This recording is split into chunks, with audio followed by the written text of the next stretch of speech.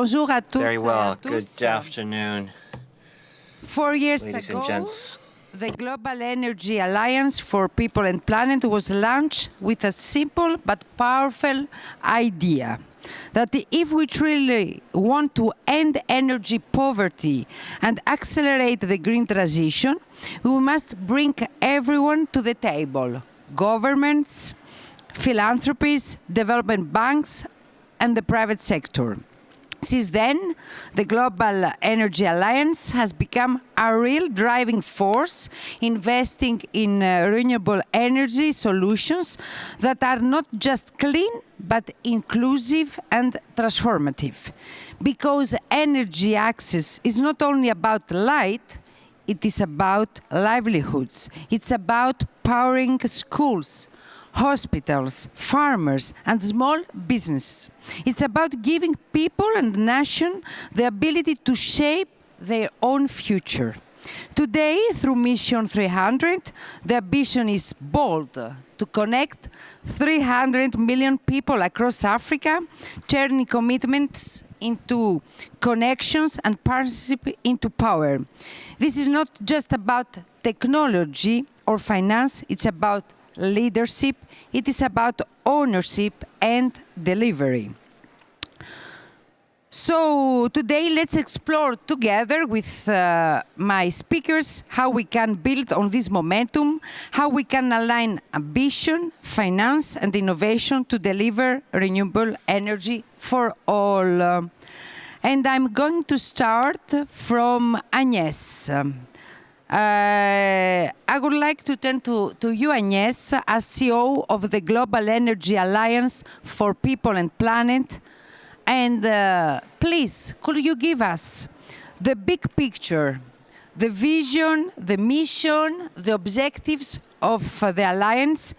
What makes this initiative and that of the story different from all the others, from the traditional approaches to energy access, and what is so critical right now? Please.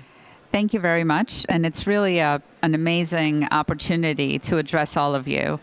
I'm very pleased to be here, and to really answer your question, we were launched with a vision that we want to work for a world where everyone has access to affordable, reliable, clean energy. And not only that, we want to work for a world where everyone has the means to use that energy to improve their lives. That is our vision. We were launched at the Glasgow COP with really a very, very ambitious goal. And the goal is threefold. First, we want to reach 1 billion people with clean, affordable, reliable energy. Second, we want to prevent 4 billion tons of carbon emissions. And third, we want to create or improve 150 million jobs, because we do believe that energy is a driver of economic growth and of job growth all throughout the world. In summary, we believe that changing energy changes lives. And that is the theme that we have been sticking to for the last 3 years. We've made really good progress, but I have to say that we've made that progress not just on our own. We've made that progress through very deliberate partnerships of the 4 types of actors that you mentioned: of private sector, of governments, of development banks and development finance institutions, and of philanthropy. This is, the theme of the Paris Peace Forum is new coalitions. And those are the kind of coalitions that we really need.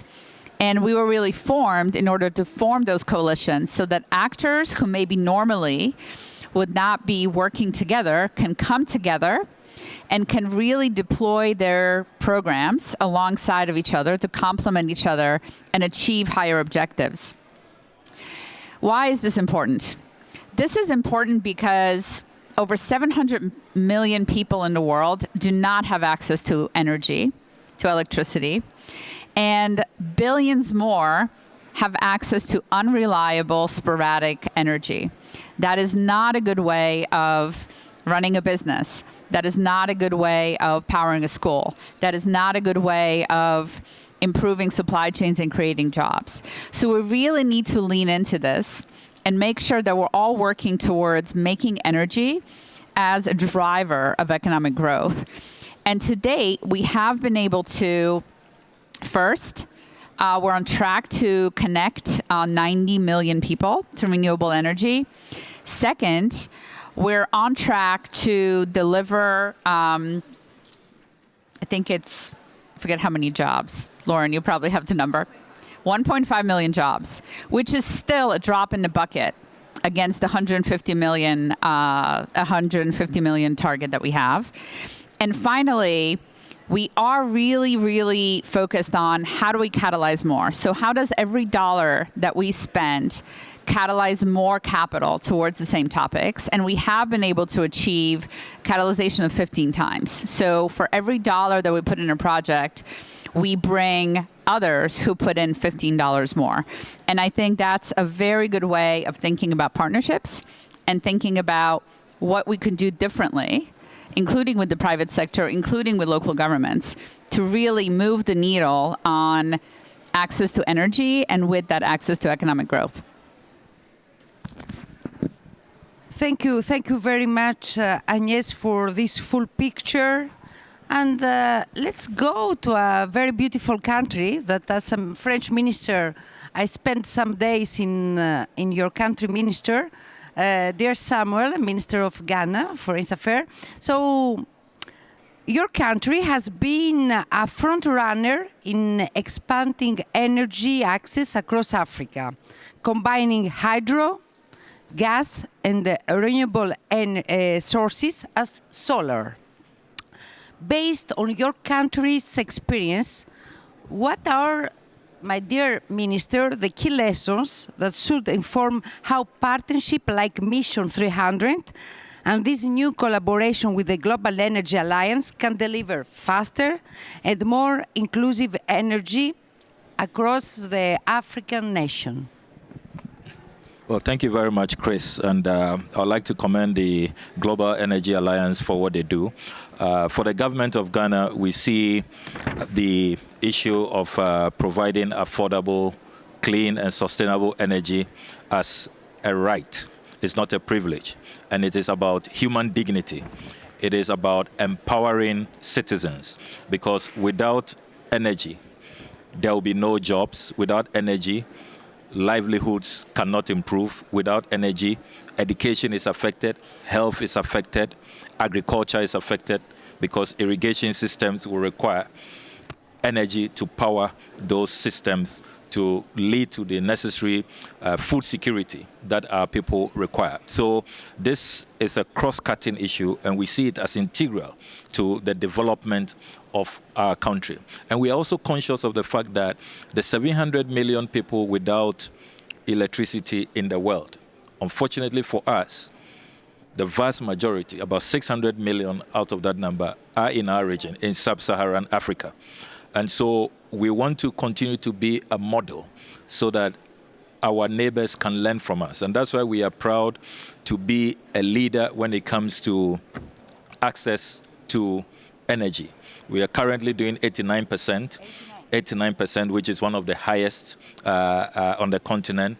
And if you do a breakdown of that, you see that in terms of urban Ghana, we've almost achieved 100%. Our challenge now is rural Ghana, where we are doing about 77%. But we've rolled out a number of self-help electrification projects. We call it SHELP, which we are using to accelerate. And our target is that by 2030, in the next 5 years, we should achieve 100%. And we have also rolled out a new intervention to target those who are off-grid, the island communities.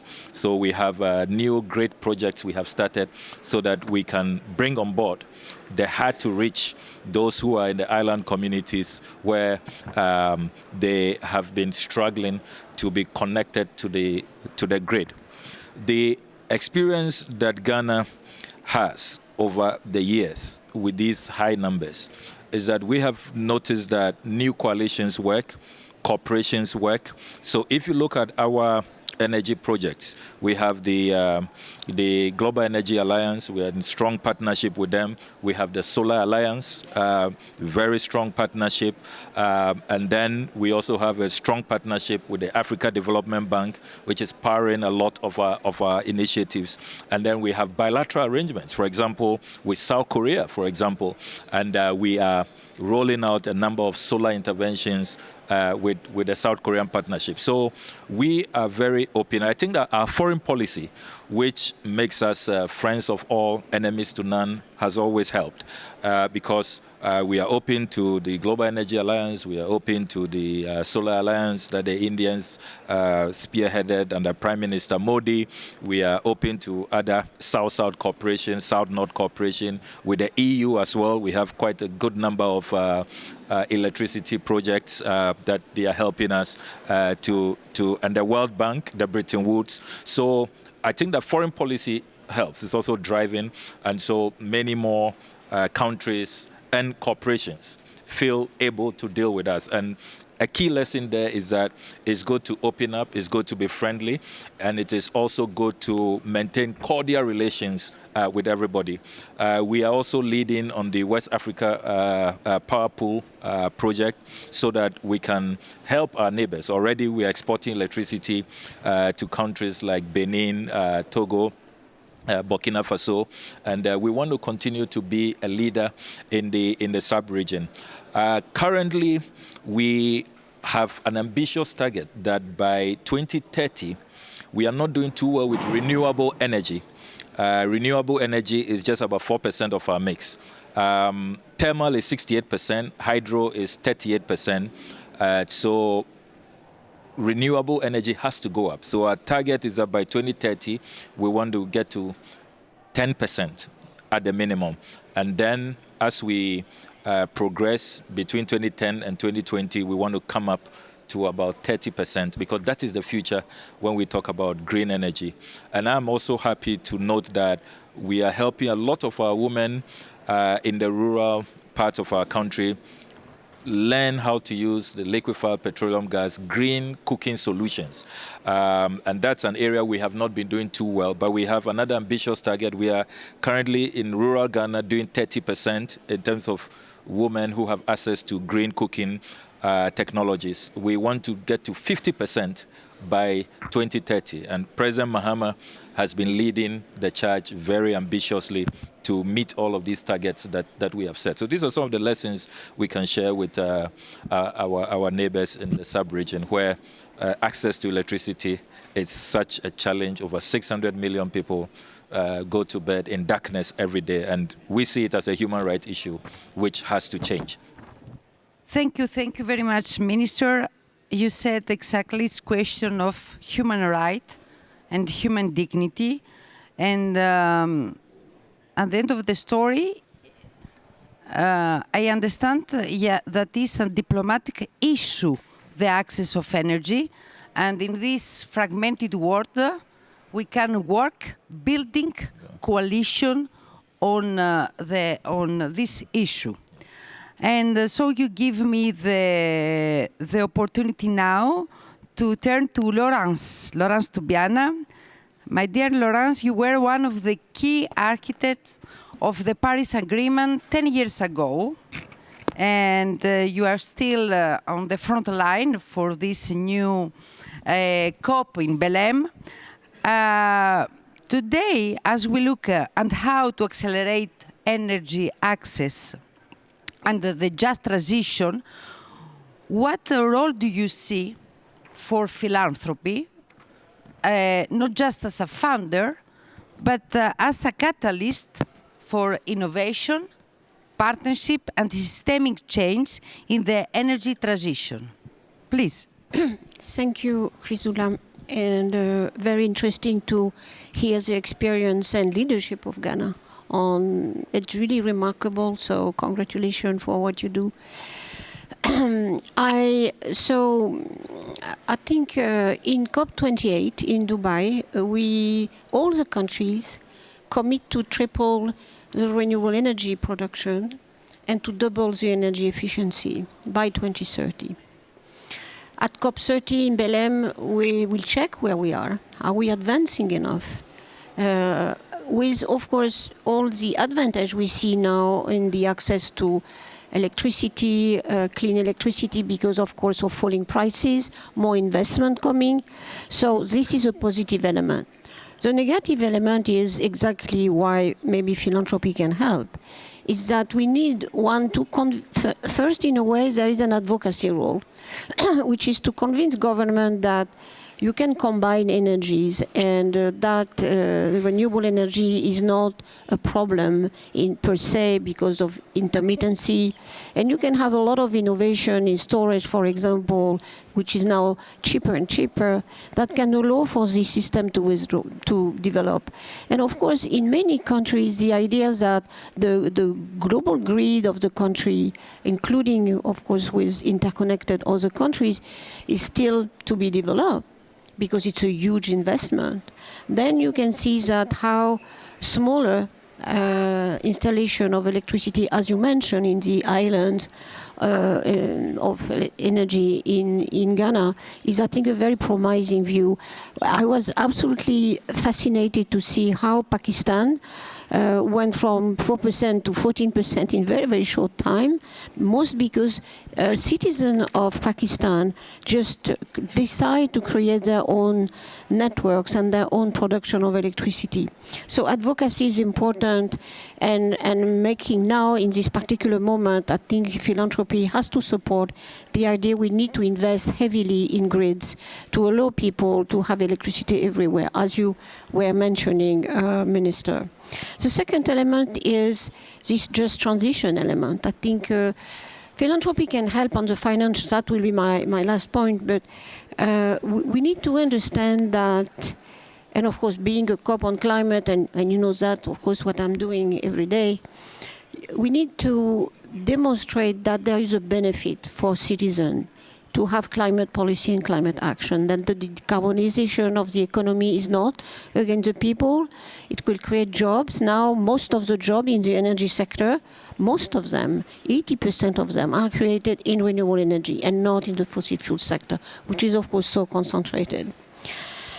So just transition means that we have to help. Of course, there were people invested in the fossil fuel sector, on the gas production, coal production. Look at South Africa, which for them it's really a big issue to transfer all these people working around the coal thermal plant and the coal mines just to other activities. I think that philanthropy can help put people at the center, and that's absolutely central.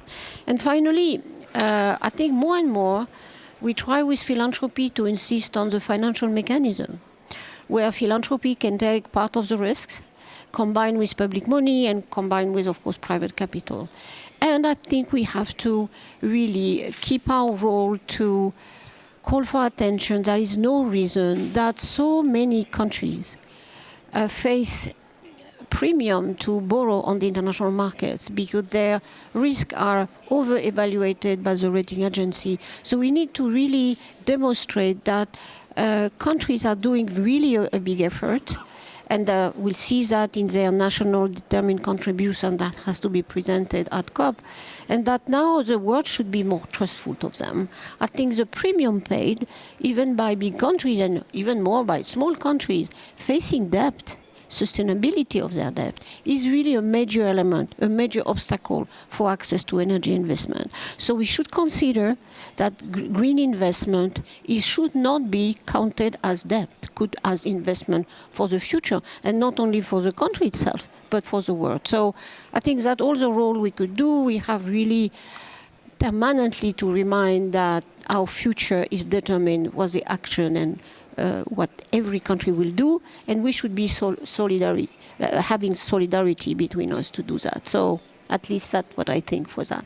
Thank you. Merci beaucoup, Laurence. Et c'est aussi pas seulement une question de, je pense, de solidarité. Well, thank you, Lawrence. It's not only a question of solidarity, to be honest. It's also responsibility on the part of philanthropy. they have this responsibility regarding mankind. I'd like to move to another African country, if I may. It's a country dear to my heart, a great Francophone, French-speaking country. This is why I'm speaking English. The RDC, and we have with us du ministère des Ressources hydrauliques et de l'électricité, Monsieur Tumawaku and Subu. William, c'est plus facile, William. I'll just call you William. Sir William, working in the field of energy at the ministry level. RDC bénéficie d'un potentiel RDC has an amazing potential in the way of renewable energy. The Congo River, which I crossed myself, the forests, this hydraulic power also, hydraulic potential. The RDC this can be a solution for the country itself, but for wider Africa. And yet, there are a million people in the DRC who don't have access to electricity. So what I wanted to know, William, is what your vision is. What is your government's vision is to tap into this huge potential to ensure universal access to energy. And second question, which is essential, I know your minister signed an MOU with the Global Alliance. So I would like to know what this partnership means to you. What opportunities does that represent for the men and women of your country? Thank you very much. In DRC, well, I'd like to mention the points raised by the Ministry of Foreign Affairs of Ghana. Our figures in DRC are not as amazing, as spotless as that of Ghana. We're far, far away from Ghana. And this is a paradox because DRC has huge potential, more than 100 gigawatt of electricity potential. This is unmatched in the world. We have resources that are untapped. Only 21% on average has access to electricity, and in rural regions it's below 2%. So this is a paradox, and the President of the Republic, facing this paradox, has made a commitment. He wants to tap into these resources and hydraulic potential. This is part and parcel of modernization in our country. Hydroelectricity should allow our citizens to benefit from new fiscal resources, because thanks to this potential, we can sell, as you said earlier, we can sell energy to many African regions. We can also sell energy to most of Africa, really.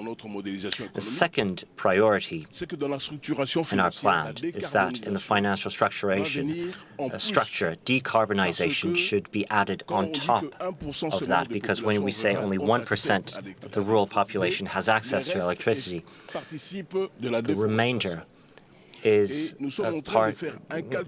participates in deforestation, and we're seeing how to quantify this decarbonization so that we can make more efforts in this way. The minister has made a clear commitment based on the President's plan on sustainability.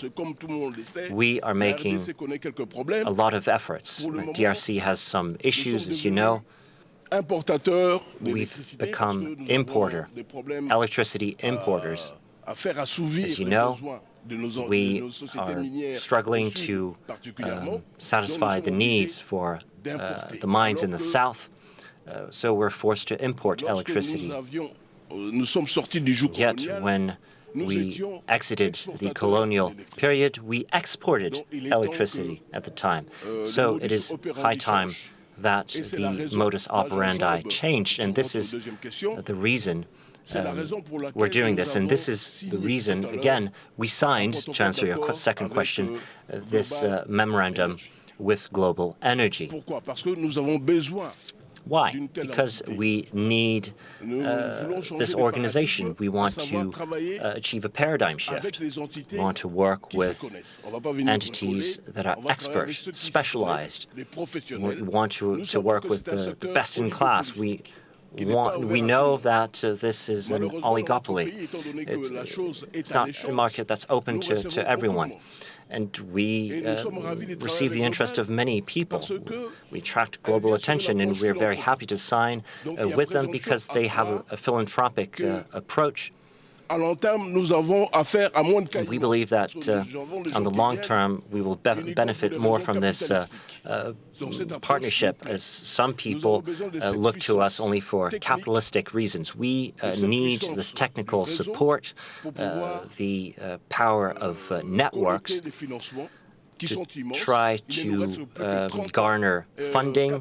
We only have 4 years left to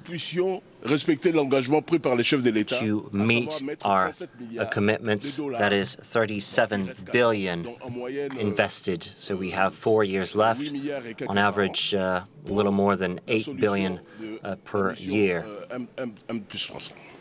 to achieve the M300 goal. So this is what I wanted to say. We are working hard, we're pulling out all stops to achieve a paradigm shift, to generate electricity, as some said this morning, to make electricity into a driver of development, because we firmly believe in this. We want to exit the old way of thinking and enter the new way of thinking, that of development. Thank you very much, and congratulations for this new partnership that you've just signed. You also said something extremely important, and that was to succeed, there is often something we forget, and that is coordination. Now, the word coordination amongst the various stakeholders, and we know that given the size of Congo, we need the private sector. And that's why I'm now going to turn to our other panelist, Gilles. Now, Gilles, Schneider Electric operates in over 100 countries and understand what it takes to deliver reliable energy infrastructure in lower and middle-income countries. What role must the private sector play in advancing energy access, and what do you need from government and the development partners to unlock investments at scale? Thank you. First, I'm very happy to be with you this afternoon and to be in this Paris Peace Forum. We were here with the private sector at the beginning of this experience 70 years ago, and I think it's very important. Since it's early afternoon, we can make a joke. First, I'm the representative of the private sector. I hope that I'm not the representative of the Caïman. First thing. Second thing, it's very interesting when we have in such type of discussion. Each time, someone, you, and I know that it's positive manner, you said, including the private sector. It's very interesting because it's the thing that we have in mind that it's not natural to have private sector in this discussion. We need to say, oh, we have a round table, including at the end the private sector. But the topic that we face today, for me, it's a topic of 1, responsibility, 2, innovation, and 3, skills. Responsibility. For Schneider Electric, in 2008, when we were at the beginning of the sustainability journey, we had the vision that it's not possible to be at the top level in the middle of all the big worldwide companies, very well known in responsibility and sustainability, if we are not committed to tackle one of the major issues, which is the just transition and the fact that everybody needs to have access to electricity. Life is on. When we use this word, it's to understand that everybody needs to have access to electricity and to digital. All the people who are here, we have access to electricity and digital. If we continue to consider that we can be in the sustainable dynamic, if we don't spend money to contribute for that, it's not totally sustainable. First thing.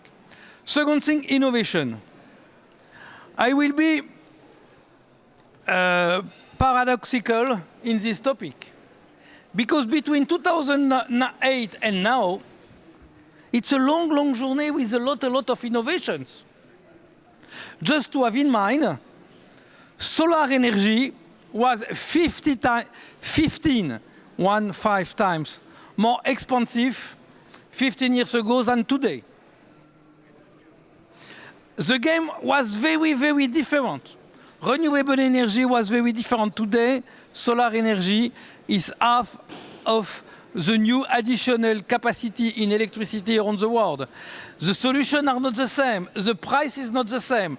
We cannot speak about access to electricity, unlock development today in 2016 in the same manner than 20 years ago. First thing. Third topic, skills. To be precise, in Africa, and more or less in India too, but for different reasons everywhere around the world, but I come back to Africa, we have enough electricians, enough people with skills in electricity, if we would like to electrify 20% of Africa. If we want to electrify more people in Africa, yes, we need more money. Yes, we need to have more commitment for the state. Yes, we need more commitment for the companies. But we need more skills locally. And for me, it's the first brick. It's not the topic that we have to speak after. If we don't have people with the skills in electricity, solar energy and so on enough, never we can implement in the countryside electricity. I was in Senegal 6 months ago. In the middle of, close to Mali, in some villages. I was discussing with someone, the electrician in the village, where we implemented 10 mini-grids for 10 villages. My discussion with the guy, he was 25, he asked me, do you know that I have to stay here or to go in Dakar to be electrician in Dakar? Sure. He has to go in Dakar because the lack of electrician in Dakar is big, and for us it's better. If we would like to have electricity everywhere, we need to have enough people, men or women, with the skills of that, and certainly the first responsibility on public sector and private sector is to build schools, to transfer skills, and to have people who are considering that it's because they are contributing to access to electricity, they will build their own life and contribute to the prosperity of the community. That is, for me, the first topic that never we put on the table, because we all agree about that, and because we all agree, we put that in another discussion. It's the first discussion for me.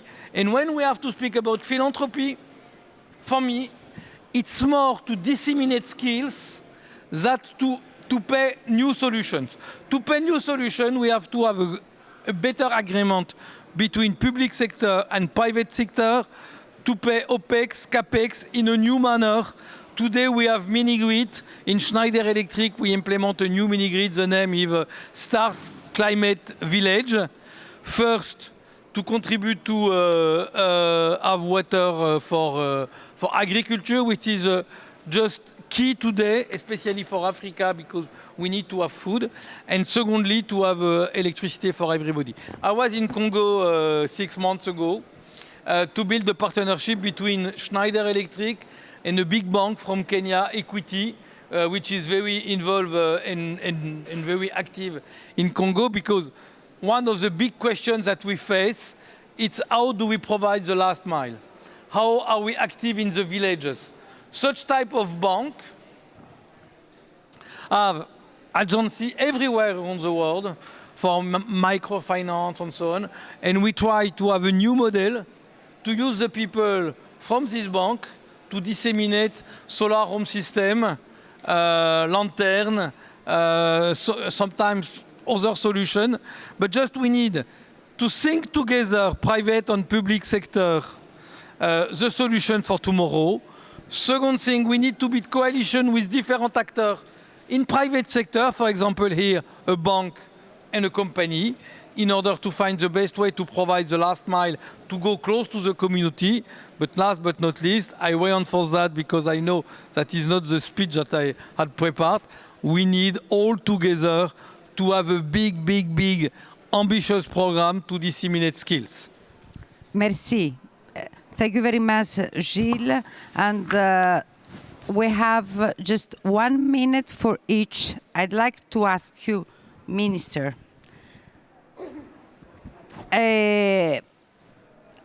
cross-ministerial coordination we need. And I'd like to ask you, what is your reform, the policy reforms that we have to do, or in the Africa continent, what do you see essential? Because, of course, the skills is depending also on the demand. So can you have 1 minute? Well, in 1 minute, I'll say that cross-ministerial coordination is important. The whole government must accept that you need energy empowerment to succeed. Your agriculture, your education, your health, your foreign policy, water supply systems. So that's the understanding we have. That is why we are establishing currently a renewable energy authority. The law is ready. We are sending it to Parliament in the next few weeks. We are doing all of this, bringing everybody on board so that... Including university? Including university, academia, the private sector, and then, as I said earlier, our international partners. So you have to have a grand coalition where everybody understands that this is the president's priority. That's why the president's targets are known. We know where we want to reach in 2030, and then every institution knows their contribution that they must make. Foreign ministry knows the facilitation we must carry out for our international partners to come on board. The Ministry of Education, for example, we've announced that all public educational institutions must go solar by 2030, and so they are working towards that. The Ministry of Agric knows what they must do so that our irrigation systems must go solar by 2030. Public health institutions are also going solar, and all of them will be taken off-grid by 2030. So the Ministry of Health knows what they must do. And then I also want to emphasize innovation.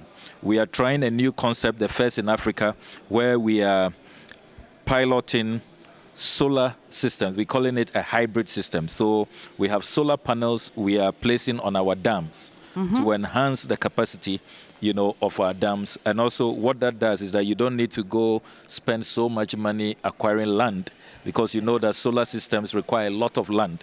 But using the dam that we have across the Volta Lake all the way from the south to the northern part of our country, and we are piloting it in the Bui Dam area. And so far, it is boosting our capacity, which currently is around 5,400 megawatts. So such innovation helps, and I think that with innovation and coordination externally and internally within governmental institutions, you are able to reach key targets. But it's all about leadership, understanding the president's vision, and then all of us as ministers working to achieve that vision. Merci beaucoup. And the key word, Thank you very much. President Laurent Fabius yesterday said, maybe the word innovation will be a key word in Belém. So, Laurence, in 45 seconds, many of the people, they try all these years to put that the climate goals against development. But innovation can make the difference. So what do you believe about that? First, it's just a dream. It's irrational to put development against climate change, because without tackling climate change, you can't have development, you can't have alleviation of poverty. And yes, innovation, like we have been discussing, are the solution to get at the same time access for the essential elements to have a good life and alleviation of poverty, and at the same time. So I hope now, from now to the future, we'll never more oppose the two, because it's really totally irrational. Merci beaucoup. Thank you very much. I'd like Agnès. Also to ask you in this minute that you have, with the Global Alliance, how you can, how every investment can be translated into economic opportunity and local prosperity. Thank you for that question, because I think it's probably the key question. In the next decade, 1.2 billion young people will enter the workforce in the emerging markets. Only 30% of them will find jobs. So I do agree that we need skilling, because the actual clean energy and the energy industry chain itself can create jobs, but we need to create jobs in the economies where we're providing energy. So, for example, agriculture. And just to take a minute to speak about how we're hoping philanthropy will catalyze that in the DRC. So first, we're helping build, under Mission 300, the capacity of local governments, including in the DRC, to own their own energy transition and to actually deliver not only energy connections, but economic growth. We're looking at how do we provide pipeline of investable opportunities for the private sector. For example, we're providing technical assistance to distributed renewable energy developers so that more mini grids can be built in the DRC. We're doing this in partnership with the government under the Moenda Fund and in partnership with the World Bank. But the seed money is really coming from philanthropy, from the Bezos Earth Fund.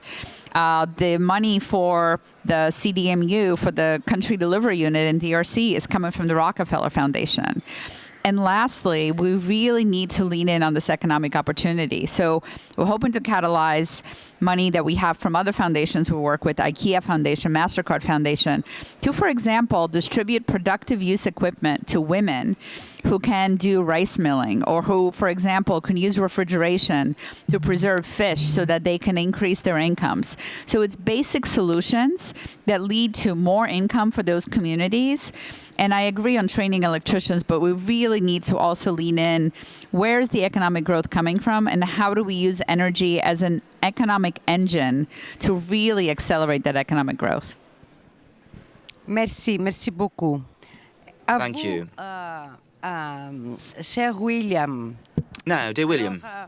C'est une question alors de coordination. So it's a question of coordination. La RDC, c'est un énorme pays. The DRC is a huge country. So I'd like to know, now that you have just started this new partnership with the Global Energy Alliance, c'est quoi le temps que vous donnez, ça veut dire c'est quoi votre timing, comment vous pouvez accélérer, parce que what is the timeline that you see, and how can we speed things up? Because I think that that's what is required, acceleration. And then also with the Minister of Foreign Affairs of Ghana, for example, it might be a great initiative to share experiences from the same continent facing the same challenges. So how do you envisage this collaboration? La collaboration avec Global Alliance. The collaboration with Global Alliance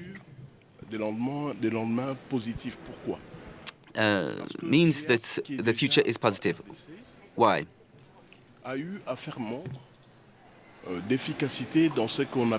So we need to demonstrate efficiency in the project that we call Famoya. We've seen how quickly this was able to thrive. dans l'exponentiation des collectes de financement. And we have been able to raise funds exponentially. We've signed a contract Et nous comptons lasting 1 year, and we hope dans ces laps to temporels do all we can so that over this time frame we may deliver concrete projects. I would add that the DRC, for the moment, dans un mix énergétique. has an energy mix, including solar projects that will have an impact in the short term, and hydroelectricity will come in short order. Now, to reassure our friend here, Gilles. Ah oui, non, oui, non, c'est parce que j'avais des casques. Pour rassurer l'ami Gilles, Now, to reassure our friend Gilles, je tiens à préciser que I should like to point out that actuel the current ministers et que pour ce faire, c'est pas parce que are reformers on a signé at heart, tout à l'heure avec Global and Alliance, we on ne signed peut pas fonctionner avec les privés. an MOU with On a modifié Global la Alliance. loi.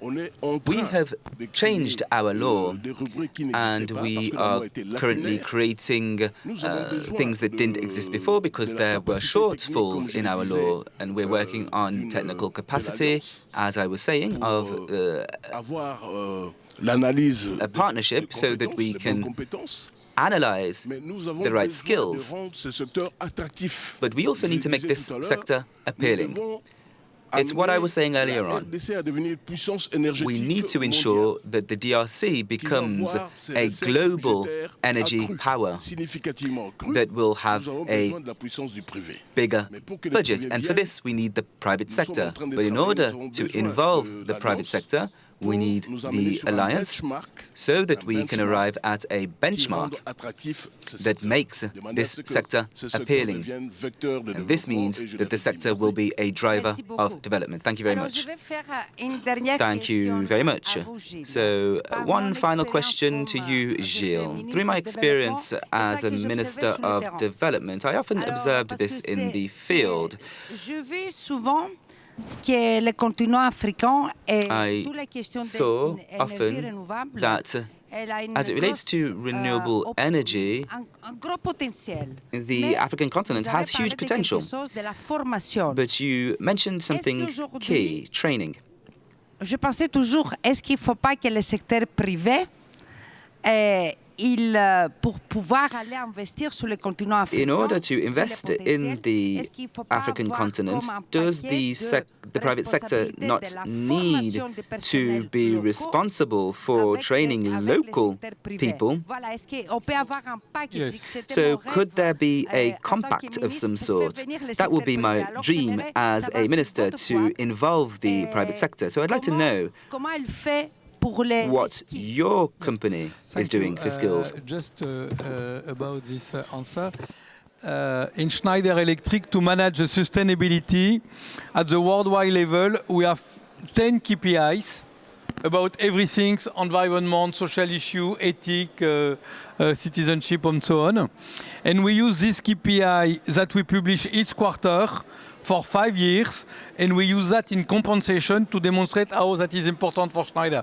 One of these 10 KPIs, it's to be able to train 1 million people at the bottom of the pyramid before 2025, the end of this year. We changed the goal in the middle of the year in July, and we have now 400 partnerships around the world, in Asia, in South America, in Africa, to be active, to train people, to train teachers, more than 10,000 teachers.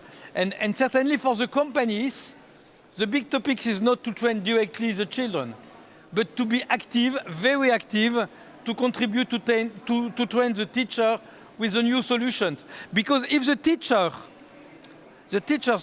don't train with the new solution, they will continue to implement the old solution far from what we need. But just because I'm here to not to conclude, but to open the discussion, each of us, we need to have in mind that between now and 2100, half of the births will be in Africa.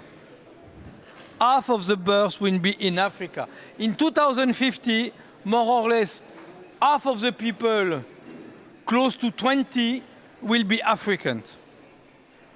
Just the question of energy transition, climate change, social equity is in the middle of this topic. We need to be holistic. We need to train the African people for Africa, but because it's the world of tomorrow. And for our company, it's a place for innovation.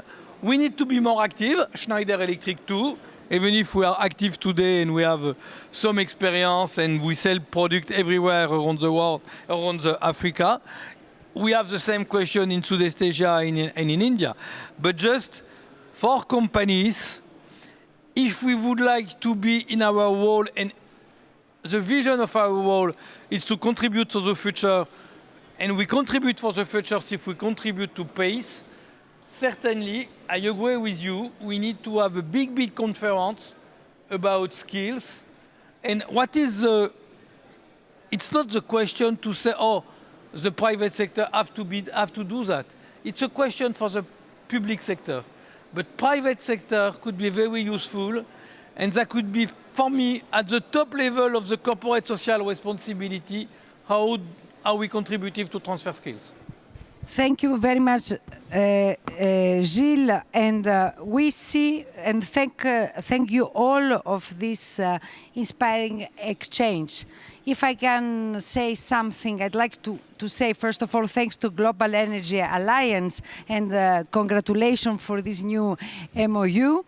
But what we see here clear, and I hope that the next year, when we are going to make this panel, we have to have somebody from the university or from the schools, because what I have seen everywhere, and we speak always about money and investment, but we don't speak for human capacity. It is always, we have maybe the money is there, but they have to be absorbed. If we don't have people, and what Africa have a huge potential. So I think to you, Minister, and to you, dear Chief, Monsieur le Directeur, that you have to invest to the education of people, as all of us. So electricity is a very good example that brought us together. It's question of equity, of justice, but also is question of human dignity. Merci beaucoup à tous. Merci.